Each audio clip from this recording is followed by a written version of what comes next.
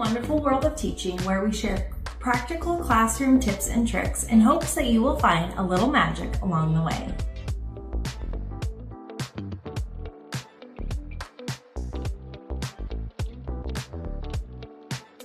I'm Hannah, and I'm wrapping up the Quiet Magic of Classroom Management series with all of the sparks, different ways to adjust, tweak, make sure that your classroom runs smoothly.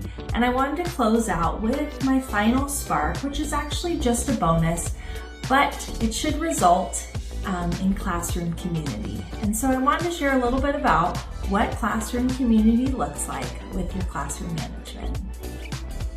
Classroom community is something that I didn't really know too much about or understand in my credential program.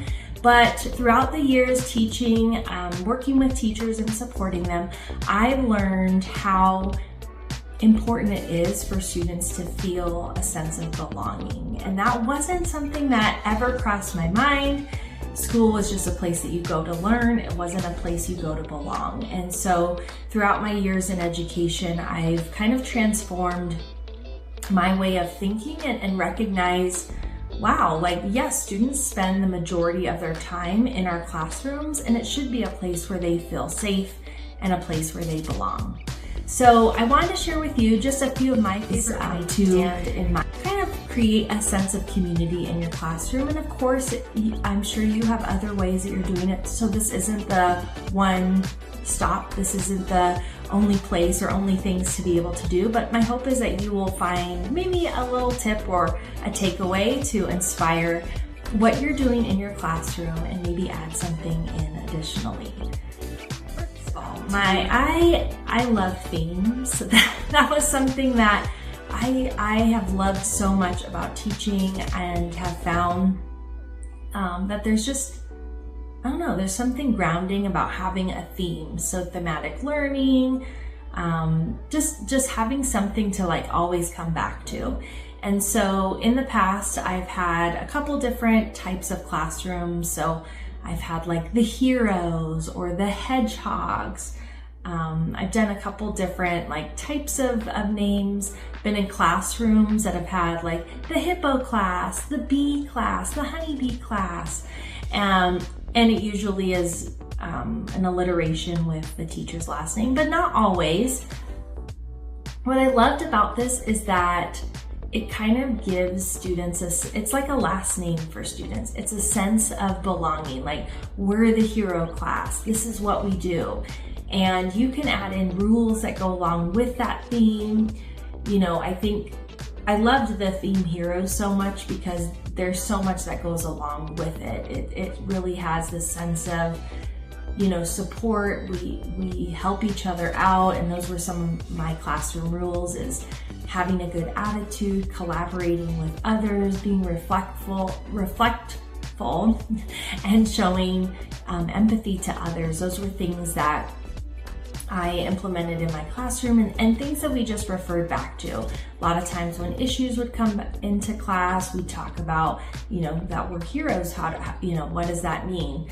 And having the students kind of also share, what does it mean to be a hero in our class? And I don't know, there's just different ways to add that in. If you're reading a story that has to do with that, you can tie that back to it. So there's something really grounding. If you don't have, kind of a class name or we're the fish class or whatever it may be, if you don't have that, I would really encourage you to do that. And then maybe look up a little bit about that animal or that character, whatever it may be, as a way to, I don't know, tie that into their learning when you can, because it really is impactful. And like I said, it's like having a last name. You become a part of this class. This is what you do. Some teachers year after year keep the same name, and that's fine. You can change it every year, but I think probably the first few years it's good to just keep with the same class, because you'll only get stronger with the way that you're connecting. If every year you have to pivot on top of, who knows, you might have a new curriculum, you might have a new grade level. It's nice to keep just something that's the same, and it gets stronger, and you just get better at tying things back to that theme. So that's definitely one. The other thing is Student of the Week, VIP, whatever it may be, something where you can spotlight the students. Now, teachers do this many different ways. Sometimes they do it like once a week, they highlight a student. That's a great thing. I love that. There's also an opportunity to do it kind of throughout the day. It can be giving a certain applause or a cheer that the student loves to hear if they've gotten something right. I think that's something to build off of and needs practice. But, you know, if little Johnny gets an answer right and he likes a roller coaster, you know, high five, it's like, woo, and everyone claps. But doing something like that, I think, not only creates a sense of fun in the classroom, but a way to cheer on students. So finding a way to highlight students in your classroom, getting to know them, I think is so important, because there might be opportunities when you're reading and you've got a problem about maybe a sport and the student in the class plays that sport. You know, you can tie that into it, have them, you know, share a little bit. And those are great opportunities to, again, build that sense of belonging.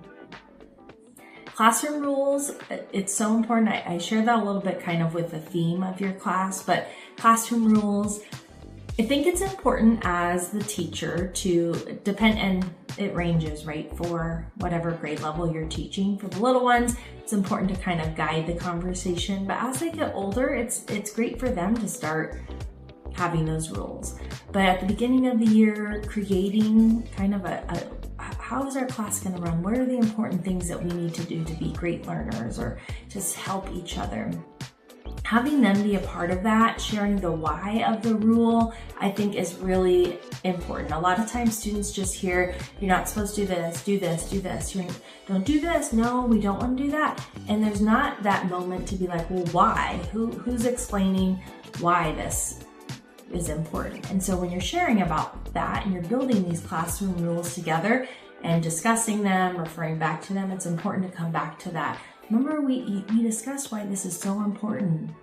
You know, we shared that when someone's talking, we need to really be listening because we can't hear them when there's noise, things like that. They need to understand the why. Why is this rule here? And it's developmental too. Like so many times we want to know the reasons why behind that. And even as educators, there's a lot of things that are asked of us that nobody tells us why we're supposed to do that. And it's frustrating. So I think that's a great thing to also add in.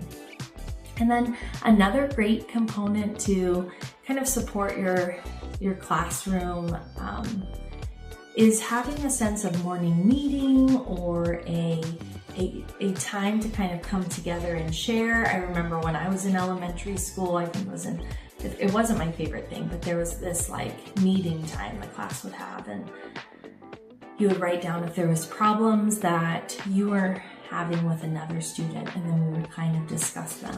It ended up kind of being like tattletaling, which I did not like at all.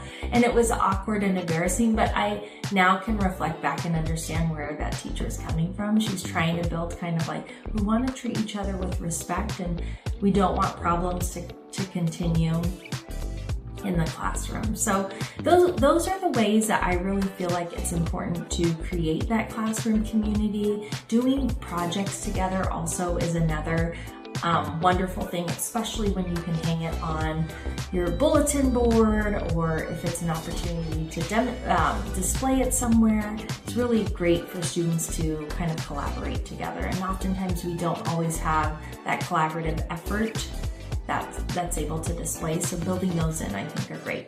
So the classroom theme, title, cheering for students or highlighting, spotlighting them, and then having kind of a time to come together. And it can be short. It doesn't need to be a big thing. Morning is probably the best time when everyone's there, but just a time to come together, share great things that are going on, cheer for each other, and support each other. I think it's so important.